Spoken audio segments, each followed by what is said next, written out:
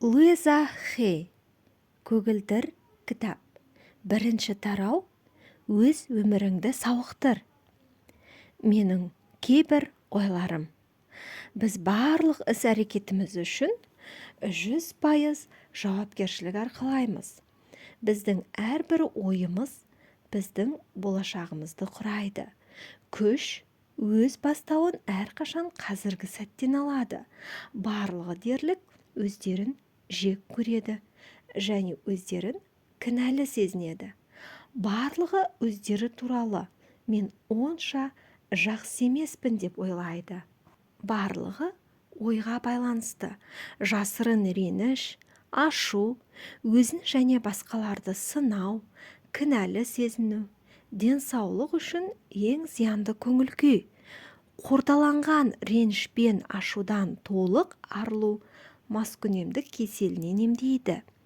Біз өзімізді шын мәнінде жақсы көрген кезде біздің өміріміз де жақсарады. Біздің өткеннен арылуымыз және барлығында кешіруіміз қажет. Оның ішінде өзімізді де біз қазіргі сәтпен өмір сүруді үйренуіміз қажет. Өз-өзіңді қабылдау мен өз іс-әрекетіңді қолдау ұзақ өзгерістер кілті болып табылады. Біз, тек қана біз, өзіміздің тәніміздегі ауруды қолдан жасаймыз. Мен неге сенемін? Өмір өте қарапайым. Біз не берсек, соны аламыз. Жұрттың барлығының, оның ішінде мен де, біздің өміріміздегі жақсы жаман оқиғалар үшін 100% жауапкершілік арқалайтынымызға сенімдімін.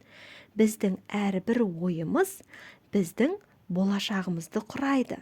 Әрбір адам өмірде оқиғаны ой мен сезімнің қатысы арқылы жасайды.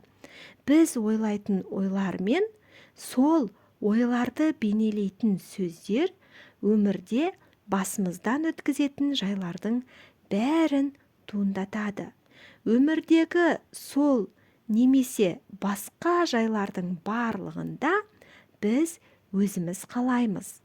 Сосын өзіміздің бақытсыздығымыз бен келеңсіздігіміз үшін басқаларды қарғап, күш жұмсап жатамыз. Біз өзіміз, өз уайымымыз, қоршаған орта шындығы мен ондағы барлық нәрселердің бастауы болып табыламыз. Екінші жағынан алғанда, өз санамыздағы үйлесімділік, тепе-теңдікті ұстана отырып, біз өмірде сол нәрселерді кездестіре бастаймыз. Сізді дәл суреттеген қай сөйлем? Бұл өмірде адамдар маған жамандық жасайды. Жұрттың бәрі менің проблемамды шешуге көмектеседі. Біз неге сенсек, сол біздің шындығымызға айналады. Біз өзіміз сенетін нәрселермен өз ойларымызды өзіміз таңдаймыз. Біздің санамыздан тысқары ақылымыз біз сенетін нәрселердің бәрін қабылдайды. Біздің нені ойлауды миллиондап таңдауға мүмкіндігіміз бар. Біз осыны сезінген кезде адамдар маған жамандық жасайды дегеннің орнына жұрттың бәрі маған көмектесуге тырысады деп ойлауға болады. Жаратылыс күштері бізді ешқашан соттамайды да, сынамайды да. Олар біз қандай болсақ, сол қалпымызда қабылдайды. Сосын автоматты түрде танымды бейнелейді. Егер сіз ылғи да жалғызбын, мені ешкім жақсы көрмейді деп ойлауды жөн көрсеңіз, онда сіз солай өмір сүресіз. Бірақ сіз дүниеде махаббат бар. Ал мен ұнатамын және ұнамдымын деп ойласаңыз, және бұл сөзді жиі қайталасаңыз, онда сіз бұны өз басыңыздан өткере де аласыз. Сіздің өміріңізде күтпеген жерден көптеген тамаша адамдар пайда болады.